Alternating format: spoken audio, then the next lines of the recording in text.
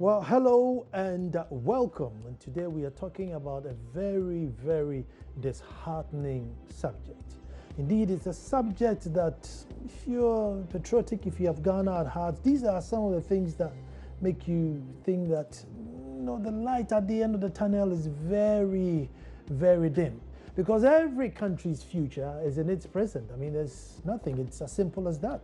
You look at the present and you know what the future is going to be. So if you're teaming youths are hustling nuts at traffic lights, well, that's your future. What are they going to do when they grow up? Find bigger traffic lights? But it gets worse when the women are uneducated. But it's even terrible that if at a young age, they start getting pregnant and having babies. Now, I just read this for you to set up the conversation today. And as I'm reading it, you bear in mind that our 60th birthday as a pioneering country is literally round the corner.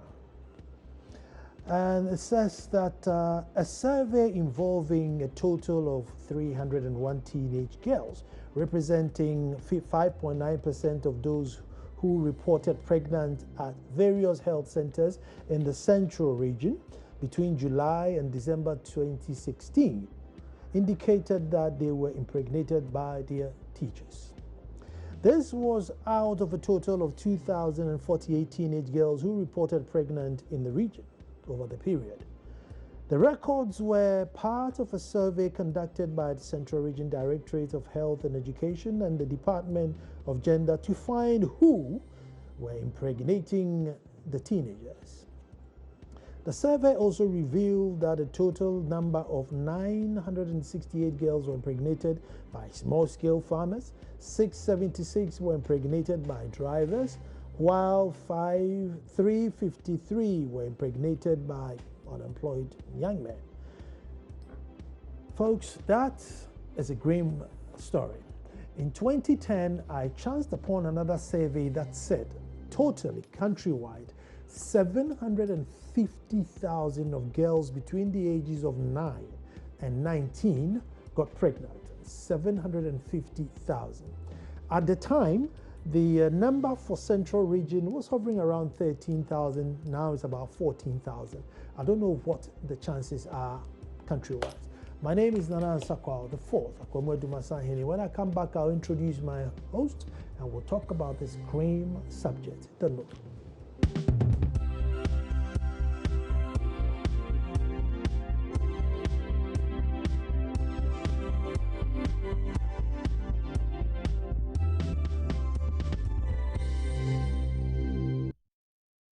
Well, thank you very much for staying. Teenage pregnancy is the issue, particularly those who are in school and being impregnated by their teachers. And then, some community members, even though Central Region is on the table, this issue is nationwide. Sitting right next to me is Mr. Adokwe Ayikwe Awule, who's a teacher of Naval Base School in Tema. Yeah.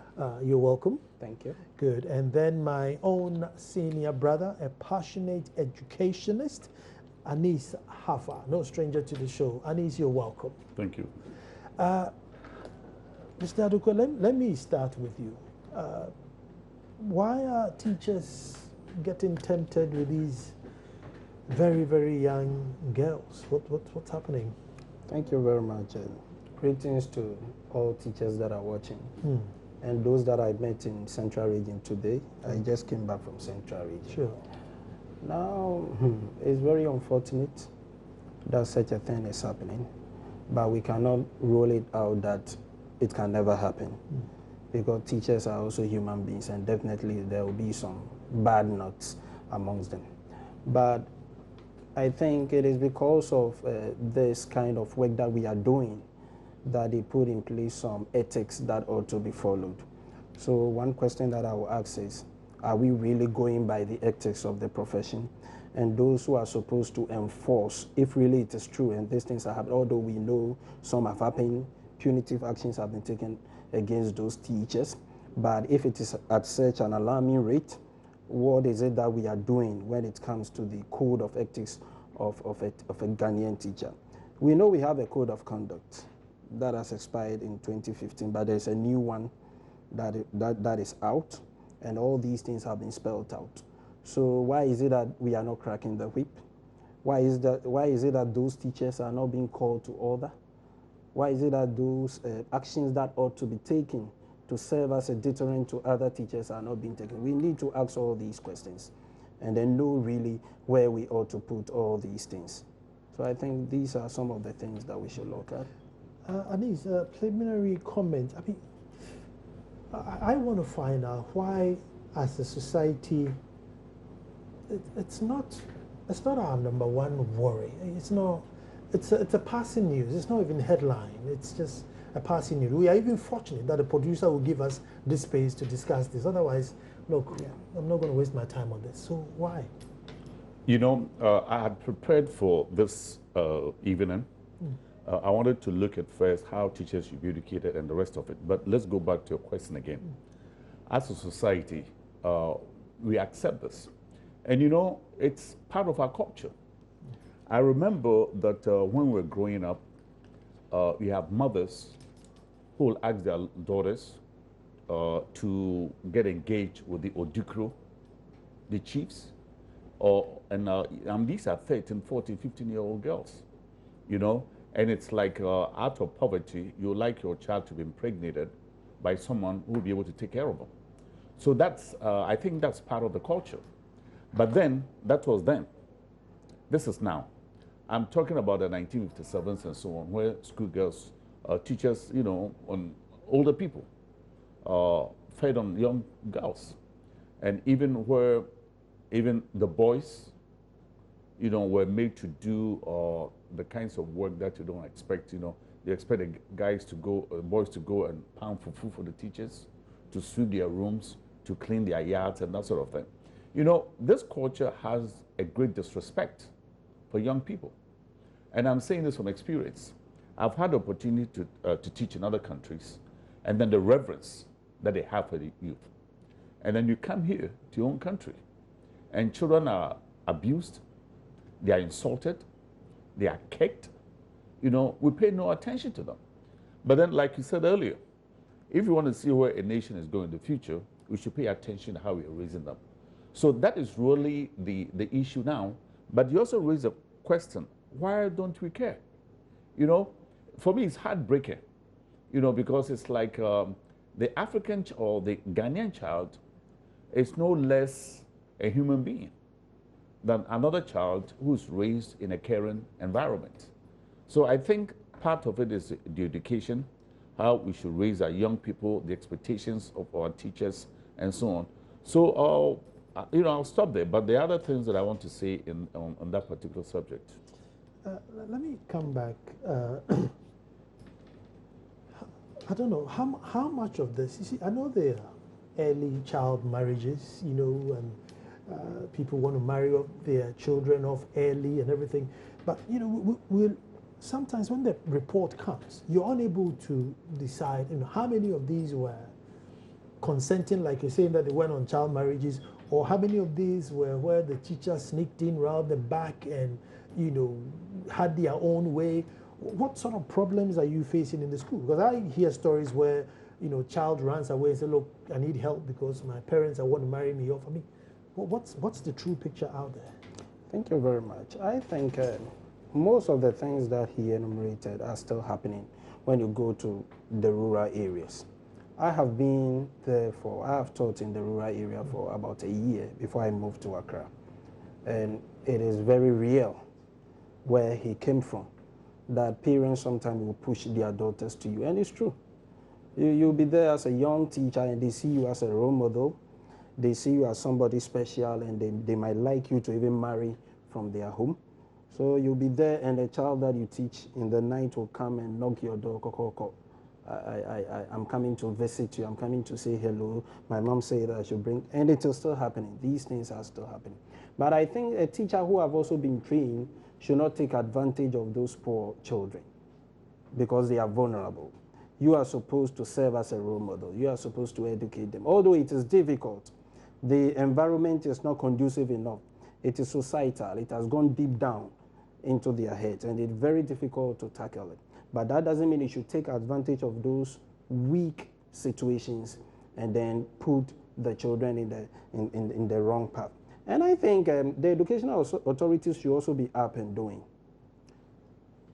You find a teacher, you consider most of these areas, you should ask yourself, if really the person has been impregnated by the teacher, is the head teacher not in the school? What about the security supervisor? Because you are supposed to bring statistics to the education office about how many children get pregnant within a term and what you've done about it. How many? There is always a statistics every term. And it goes to the district education office and it is forwarded to the regional before it gets to national.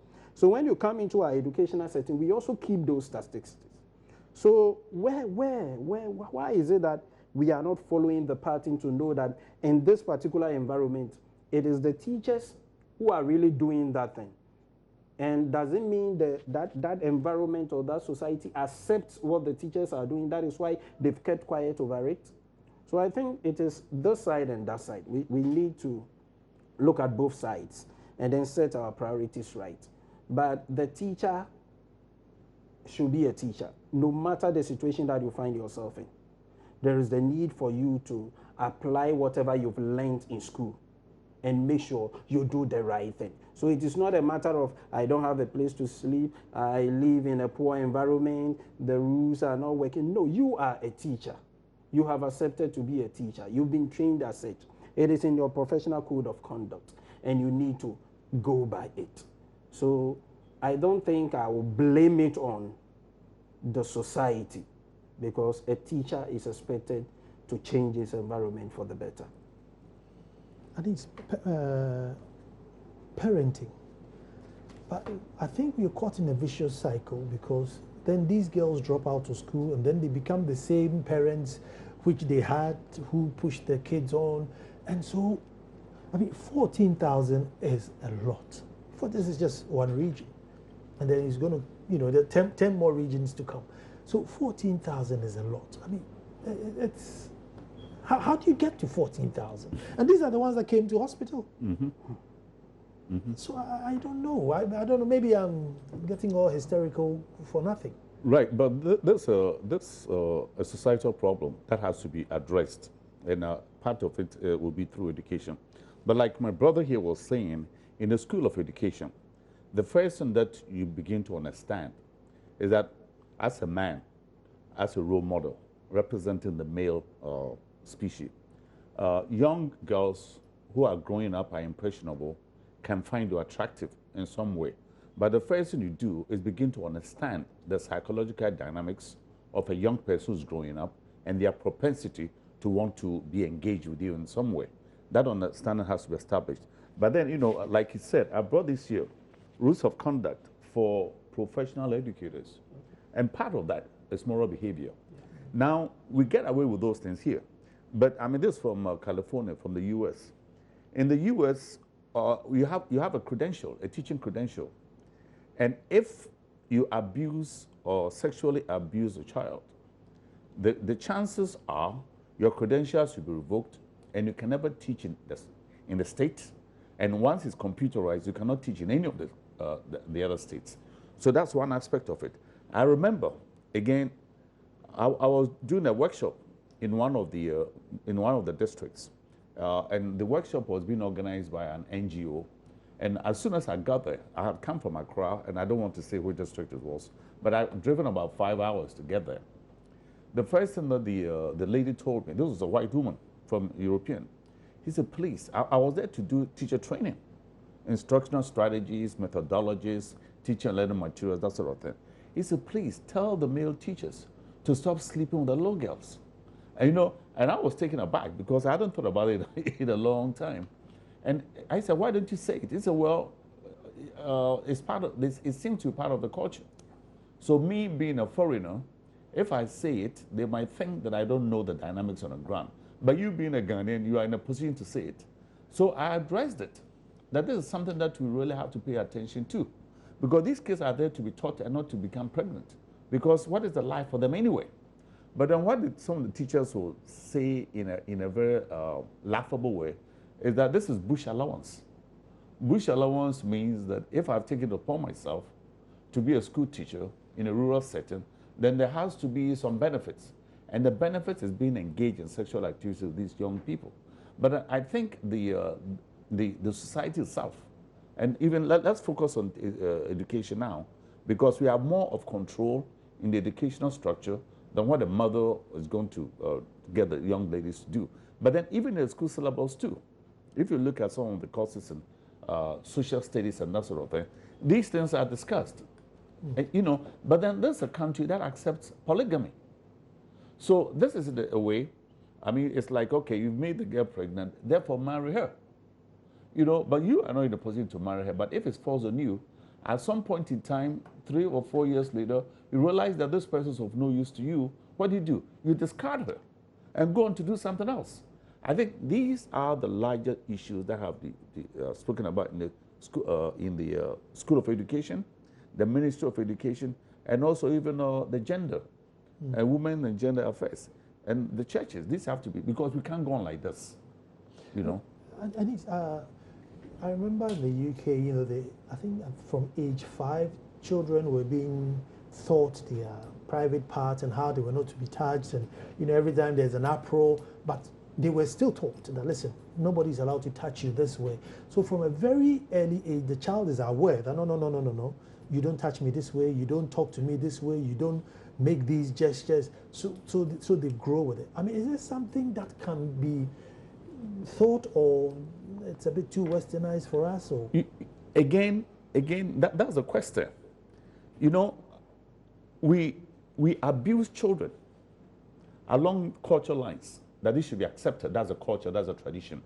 We can abuse children on religious lines. That's what the religion says we should do. We can abuse children in all kinds of funny ways. So what the United Nations has done is that it's come out with the United Nations some sort of protection for young people, and what I call the 3 Ps: the right of protection of a young person by law. That's what we have to do. And by right of protection means that we have to save them from physical abuse, from emotional abuse, even from insulting young people. We have to protect them. Now, in a professional situation in the U.S., if you call a child a name, the chances are you have to face a credentialing unit that talks about that. And then you also want to look at the right of provision. Are they housed properly? Are they eating properly? Do you have water to wash themselves? All of that. And then the right of participation. And that's part of it, is what you said, that children know their rights, that you cannot touch me this way. So what the United Nations has done is that every country in the world has its own culture. Some of it is funny and unacceptable. But then the charter, the United Nations Charter to protect the right of children, is what it is that Ghana has signed and ratified. I was being told that Ghana was the first country in the world to have ratified it. But again, for us, everything is theory. When it comes to the practice, that's where we fall short. But again, back to your question, the weakest elements in society, the weakest people in society are the children. And a civilized society protects the weaker elements in the society. So it's not so much a cultural thing that we have to do. This is the 21st century. We cannot be crude, or we cannot be brutal in terms of our relationship with young people. And I think I'm glad we're talking about this, and we need to talk about it some more. You realize these things are happening, you know, mainly in the privileged areas. I mean, you can't go and teach in Martin the Poorest and start impregnating children in Martin the Poorest. So, I mean, it's a clear, taking advantage of a people. And I don't know. I mean, you have this. I don't know. I mean, the teacher unions. One would say, why wouldn't it happen in Martin the Poorest, but it will happen somewhere else? Yeah, I think even when you look at Greater Accra in itself, we have certain communities that you could see that for this place, it is happening there because of maybe how vulnerable the situation is, looking at the environment that they stay in. So it is like that norm is accepted. In Accra here, my own hometown, it's there when you go to Jamestown and all those places.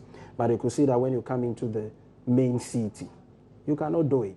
Because the moment you do it, because all the NGOs who are supposed to go to the rural areas to make sure they enforce all those things are rather in Accra, and then a single teacher makes an attempt and then they are following that teacher. But a lot of teachers are taking advantage of that in the rural areas, and it seems nothing is being done.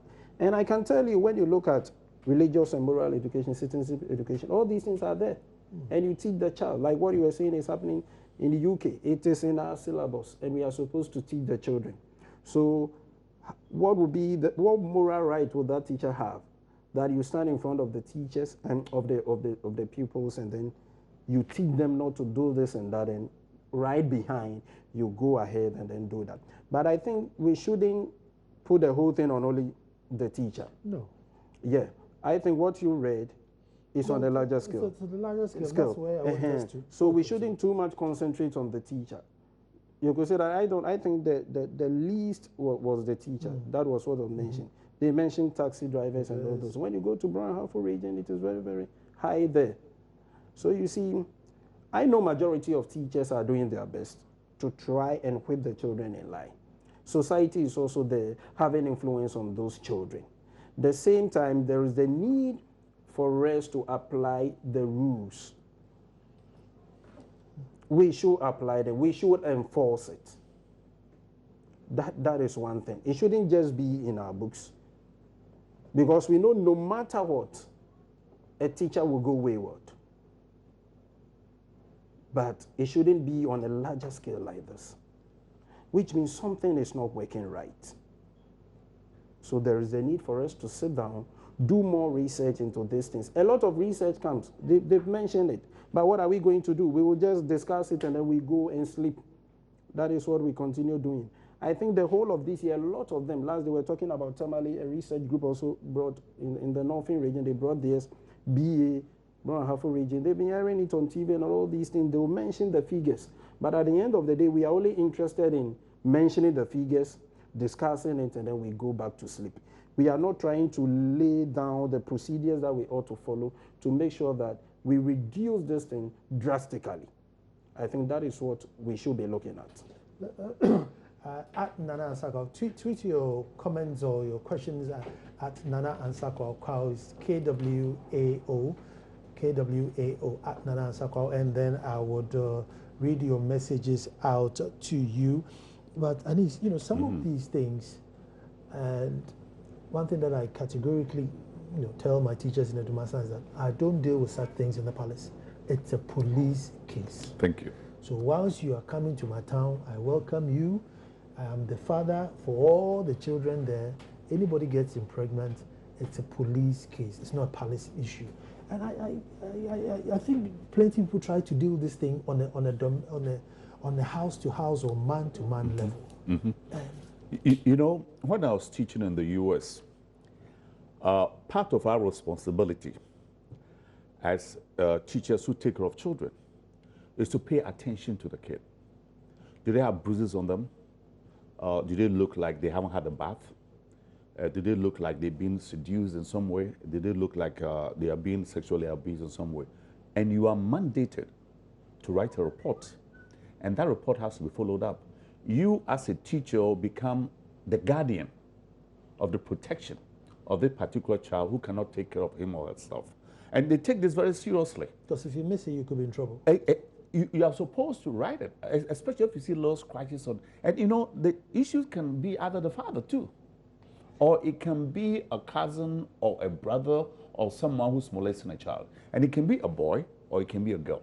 But our responsibility then is to make sure that we pay particular attention to the well-being of the child, besides teaching them the cognitive.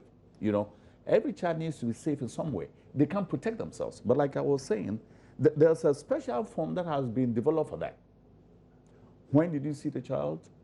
What are the telltale signs that something wrong with this person? When did you see it? Who did they live with? And then you pass it on to the school psychologist. That's the next, and they will go home and watch the environment in which this particular kid lives. And then they will be in a position to see exactly what is going on, what should be done, and what not done. Are we too far away from all these things that you're Very, talking very about? far. Well, but these things have to be done. How else are you going to protect the kids? You know, these things have to be done. That we need people in society whose responsibility it is to protect the children if the environment in which they live is it can be so detrimental to the kid. I don't see any other way in which you can do this. But here we are. I mean, I've called you here because the guy who's supposed to be protecting the child is the one doing the molesting. So, I mean, when are we going to get to the point where the protector actually even goes further to write reports for you to fill? Now, there'll always be people who might not take their work seriously. But I would imagine the same thing can happen in the environment which I'm talking about, where they don't take it seriously, but they are held responsible for it. And then we have to begin to let the society, larger society, know that we are serious about taking care of the children, and that there's a procedure that has to be followed. For us, it's like someone who rides a motorbike and runs right through the red lights.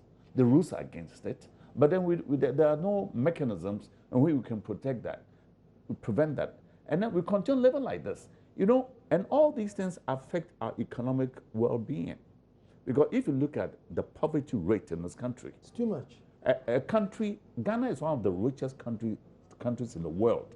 A small country that has everything.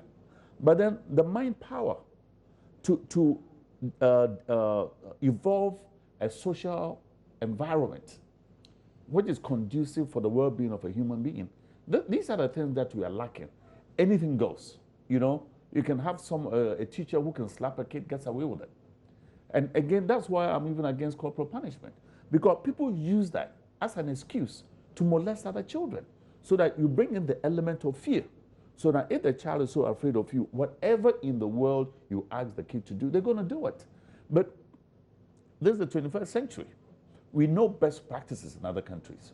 The reason why there are people who don't want to raise their children here, want to take them outside into a better environment, is because they've seen it. But then we don't want to take our kids out of here to go and train them in another environment where they might be prone to some other kinds of abuse either. So what do? We have to define the society in which we want to live in. And again, others have done it. You know, what I keep talking about, the greening of our schools, like Singapore, for example. The schools were the first order of business for this person. Now, wait a minute, the father might not be able to protect you in a way that is civilized, and he used that word, so we are too crude. We are uncivilized, but we can't continue doing that. He told his people on national television, on radio, that is what we are. And therefore, what we're going to do is to set up a haven for the young people, so that we're going to raise the young people in the school sites. So teachers will train for that. And then the children go home, and then they make sure that, for example, they're not supposed to live on filth. They don't have to raise chickens in a bedroom, that when you go to school, there's a place where you can ease yourself. There's a place where you can go to a bathroom and wash your hands. There are towels, you know. So we have to start from somewhere. I don't see how we can have leadership in this country and assume that we're going to live as if we live in the prehistoric times, you know. So the elements of a society that are not acceptable, these things have to come to the fore. Children don't want to be abused, straight out. They want to protect it. And that's what a civilized society does, to protect the weakest elements of society. I was saying about how some of these issues are dealt with at home. Oh, let's call the teacher and let's talk about it. I think, you see, that is the situation I have at hand now. That is what the society, that is how the society is. Now you are in a village and they see you as a role model. They would wish you marry somebody from their family, and then you have impregnated their daughter. And then they know through that you will be giving them some money every month. You bring something, and then you will help them to survive. So at the end of the day, they ask themselves questions. I think let's rather take advantage of this situation, because whom are you even going to report the whole thing to? Our tradition will also say that maybe you are rather disgracing the whole family. So even the tradition will not even allow you to expose that very situation. So because of tradition, they try to cover it up, and then rather to get something from the teacher to take care of the family. So it's like the cycle still continues.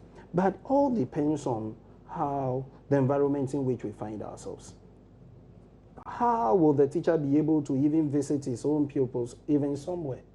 even within the environment. It is part of the teacher's duty that you even visit the home of the children. You see the parents. You've seen that something is not going right. You tell them, do this and do that. But then you go to school and then you have about 60, 65 or 70 pupils in a classroom. And you are supposed to teach them. At the end of the day, you are tired. Teachers are not even living within the same environment that their pupils or their students are. So they are living somewhere, especially when you come to the cities, and then the children are also living somewhere. So I think we need to, as he was saying, there is a need for us to start somewhere. We have to start somewhere. I think we have to strengthen when it comes to the social welfare aspect. So that if the parent knows that even if I report this issue to the social welfare or the police or whatever, the child will still be taken care of.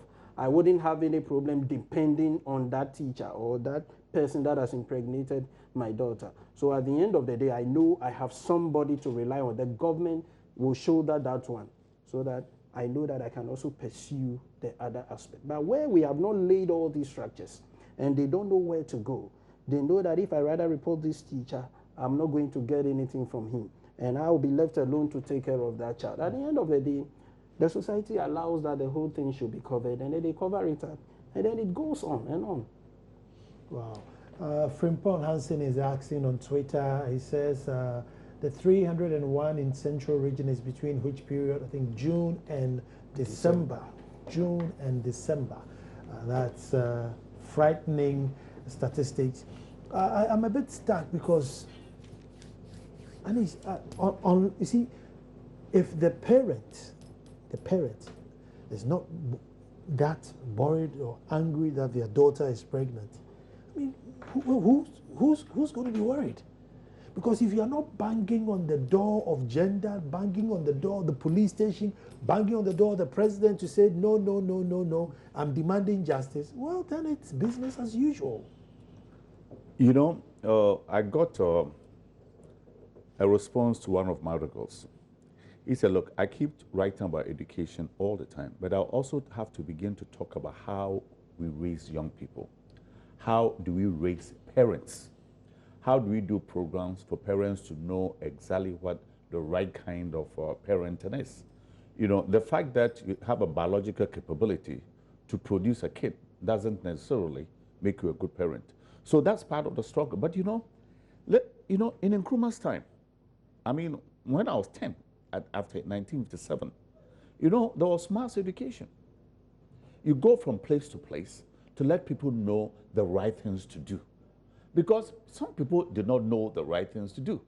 So part of the Enlightenment is where we have to start somewhere where there's mass education in terms of how you raise a young person, in terms of how we protect the young people, and the chiefs have to know, understand this. Because, I mean, to be honest with you, when we're growing up, I mean, the chiefs are part of the problem.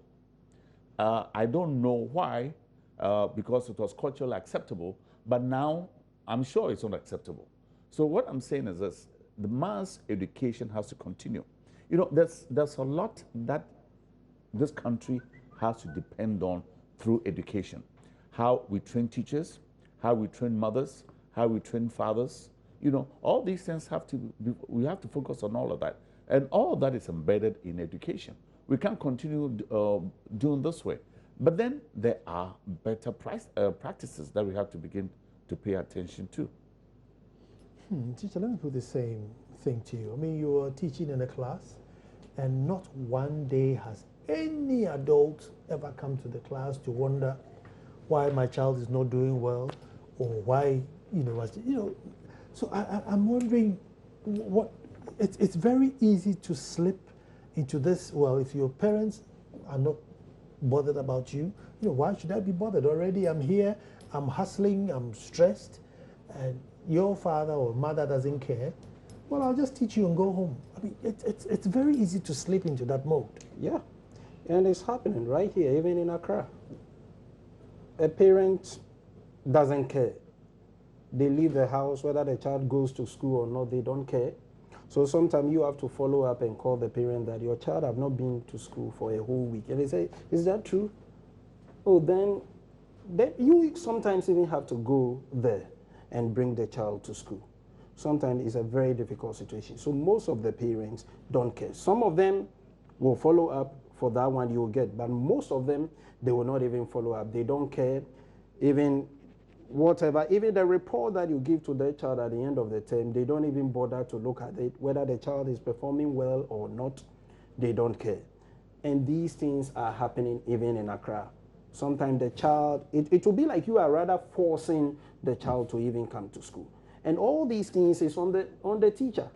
So at the end of the day, the teacher might also decide that, well, let me do what I can do and then leave the rest. So with this attitude of the parent not even caring about what the child is doing, when he or she is not around, where the child goes, at the end of the day, if that female teenager becomes pregnant, then you can see that that same attitude will be used on that one as well. So most of the parents are like that. There was a point that I wanted to raise here. I was in Kumasi 2 weeks ago, and I made it a point to look at a couple of schools there. And the dusty environment in which the schools are sitting. And in one of the toilets, I mean, the toilets are broken down because there's no maintenance, nobody cleans it, and they blocked it with the branches of trees and twigs and so on. And the question I asked myself was this: you've gone to deposit a child in that particular school, or you know that the child is leaving home, this is the school that they're going to, and that you ask yourself this: if they have to go to the toilet, where on earth are they supposed to go? If they need to clean themselves, how on earth are they supposed to do that? Okay? If they have to drink water, how do they get it? If they have to wash their hands, how do they get it? And then the danger is that when, again, this is also part of exactly what we're talking about as far as protecting a child. You know, I see children who are sweeping the dust because there's one or two bits and pieces of paper lying around. They are sweeping the dust and they are breathing the dust into their lungs. And after you've done that through 3 years of lower primary and 3 years of upper primary and 3 years of junior high, I mean, can you imagine the health hazards that we are imposing on these kids? And frankly, nobody seems to care. That's the sad part. And what is really bothersome is that there are people on the payroll who are driving nice cars, who are on good salaries, who have house maintenance, allowances, and all sorts of things, and nobody seems to care. So the question is that we have elders in the society, because how can we preside over these things? You know, it makes no sense to me. And let me add this to you. I mean, we're talking about the parent being so unparented, if there's a word like that, and a teacher who hasn't been paid for probably 6-8 months, disillusioned till thy kingdom come. I mean, what cocktail are we brewing? A teacher unpaid, a parent who doesn't care, a child who hasn't seen love and anything. So what are we brewing in this pot? You know, that's, you know, if you say leadership doesn't matter, we are making a big mistake. Leaders have to set examples. It's very important. And they have to speak to these things. I mean, you and I are talking about this, but there have to be leaders, the MPs, the presidents, the ministers, and so on. They should be talking about these things too, you know, because what happens at the top invariably, you know, simmers down to the grassroots. So these things we have to speak about these things. It doesn't have to be, we don't have to preside over a situation that we don't want. Then what do we need the leaders for? See, but the thing is, leaders will talk about things that ginger people up, you know, things that ginger people up. And I don't think this will probably ginger, people will probably go to sleep, you know. And let me come back. You see, this same women who strip naked for their political party and jump up and down will not bother that, well, there's no bathroom in the school, so I'm going to strip until you put a bathroom in the school for my child. Meanwhile, if you lock their general secretary or your youth leader, they will be out there and they won't sleep until he's out of cell. And you probably know he's probably committed, you know, a crime. But they won't sleep until you get them out. But their child, for that, no, it's okay. It's good. Toilet in here. But the situation, ask yourself, are they even having toilets in their homes? So they don't even care if I don't have it at home, and I have a place that is dusty, that I would even take my child there, the teacher have no choice to tell the child to sweep the classroom. Because definitely, and sometimes you have to help them to do the sweeping. So you could see that we have a long way to go. The classroom itself is not conducive. The parent lives in an environment where he has not got even the few facilities that a child is having in the school. So at the end of the day, even if there are no toilets, there are no washrooms, there are no bowls to even wash hands, because the capitation that even comes is very small, 50 pesos a month. And even part of it is taken away for a whole term. If you have a 1 CD, 50 pesos, and then you get out of it, you get about 80 pesos, because culture will be taken off. And then sports part, so you get 80 pesos per child, and you are supposed to buy soap, bowls, water when something goes wrong in the school. That is the same money that the head teacher is supposed to use to repair all those things. So the head teacher has no choice. You are doing whatever you can also do to make sure the school runs at the end of the day. Okay. So everything boils down on leadership. There is the need for us to be serious about our educational system. And I think Ghanaians should rise up. The way they follow the politicians, as you were saying, they should rise up and demand what they need to have from them. That we need better educational facilities. We don't want our children to be crumbled in the classroom, 75 in a room. One teacher is teaching them. He will mark all the exercises.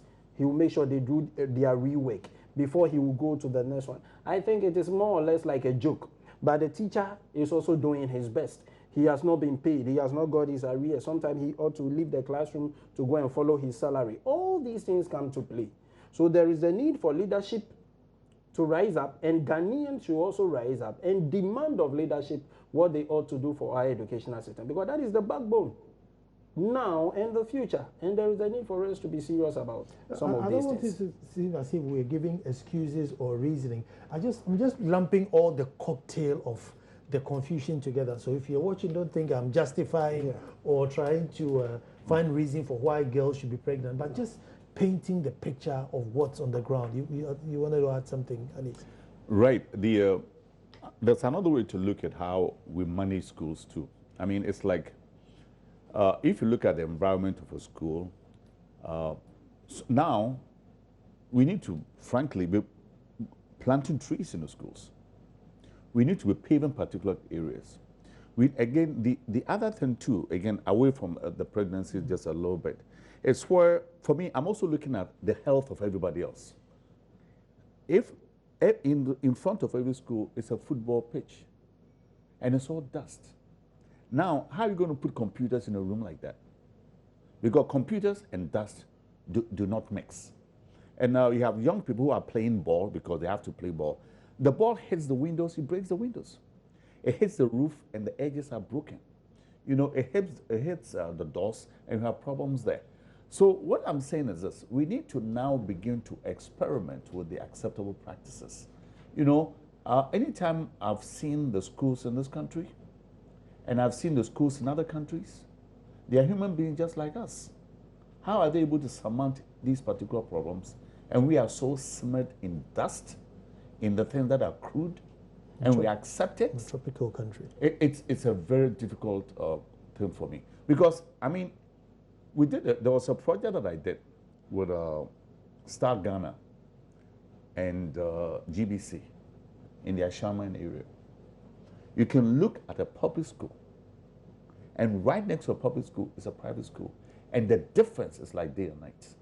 And many times, the teachers in the private schools are not paid as much as those in the public schools. You know, we don't add value to anything. You know, you set something up, and build the most beautiful school, public school, can go back in a year or two, and it's reverted to something that we don't want. These are the bigger questions that we have to begin to address. But then it always comes to those who are also managing the schools. There's a good manager and there's a bad manager. There's a head who cares and there are heads who don't care. But I think all of that has to be part of preparing the people who are going to be responsible for raising our young people. And somewhere along the line, the schools of education also have a lot to do. in terms of how we raise the school leaders. Again, what we're doing here is that someone is a history teacher and is there long enough, the next thing you know, they become a head. It doesn't have to work that way. Those who are leading the schools are specialized in managing the schools, or even looking at ways in which they can raise money, corporate money or some other thing, so that we can begin to bring the standards up. I look at the schools even here in Accra. So why are they like that? It makes no sense to me, and it has to be addressed. There's so many times we've had reports of a teacher impregnating 10 girls, 6 girls, 8 girls, and then GES moves in, and then they move the teacher from Chibi straight to home, you know. And I think, continue that. Hold on, he should be going to one more somewhere, not another school. But we hear it all the time. Yeah, it's very unfortunate. That is not how it's supposed to be, actually. That is not how it's supposed to be. I think we either go by our code of conduct, and if it goes against the Constitution. The Constitution has got an upper hand over the code of conduct. So the best thing GES ought to do is to hand over that person to the security agencies so that that thing will be followed, you see.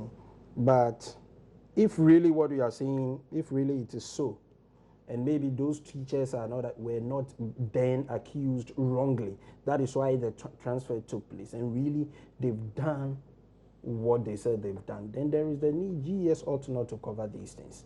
There is a need for GES to take the teacher through the right procedures of the code of conduct and ensure that the punitive actions will be taken against that teacher. You think punishment would help, or counseling and transfer? It has to be. I mean, I think you made the point that after a person is being this particular way in this particular institution, we just remove them and plug them somewhere else where he's not known to start all over again. It makes no sense.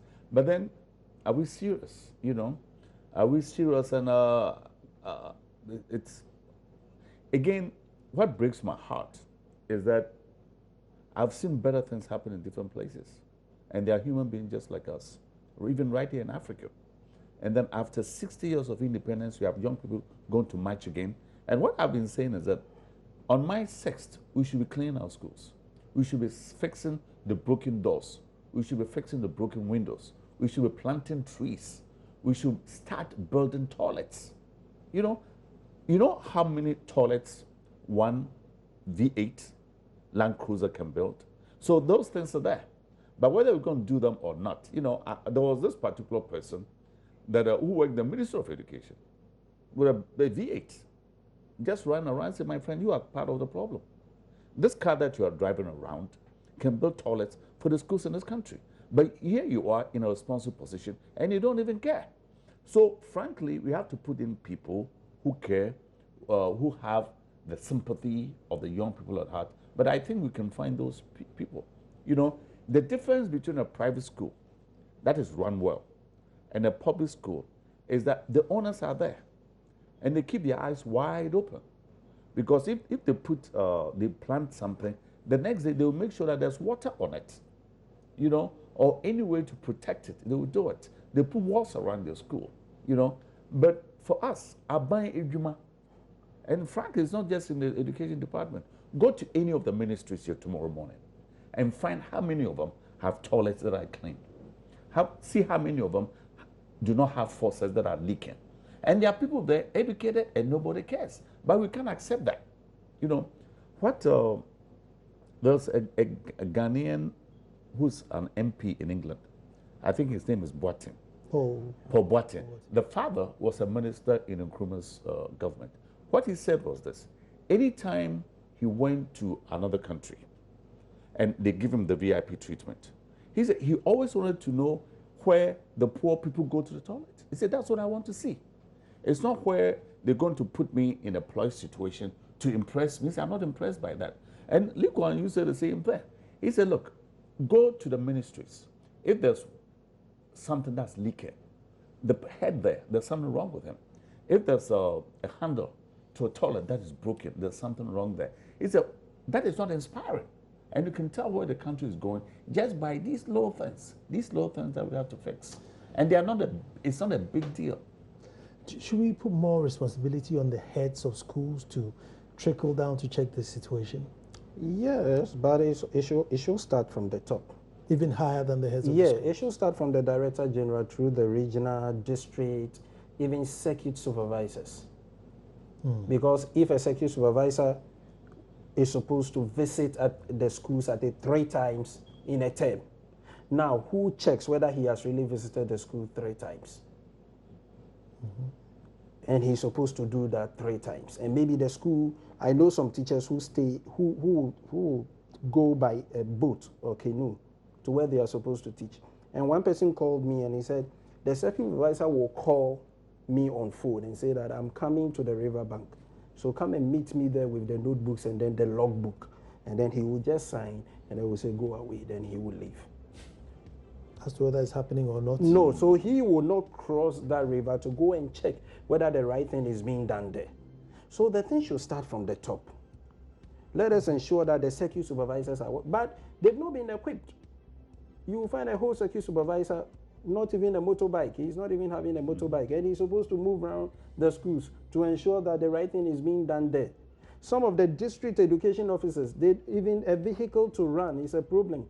There was a district in the northern region. The whole district director doesn't even have a functioning vehicle. So all the schools under here? Yes. So what about the circuit supervisor? So the thing should start from the top. The government should take education very serious and then make sure they provide whatever they are supposed to provide. I always give you this number before we close, 024-366-2001, 024-366-2001. That's Tante's Fashions. They make my shirts for the show. Thank you very much. Give them a call. Anis looks like he could do a bit of Tante's Fashion. But I want to say thank you very much, gentlemen. And I hope to God that this conversation has just begun and it's just not going to be a passing phase. And hopefully the next time we'll have gender and the ministry to also come and let's see what fight they are talking about. But how it is that as a nation this can be a passing story is beneath me and it's an indictment on us all. But thank you very much for watching. Tomorrow we'll be back to do this all over again. Gentlemen, thank you so much. Thank you. Thank you.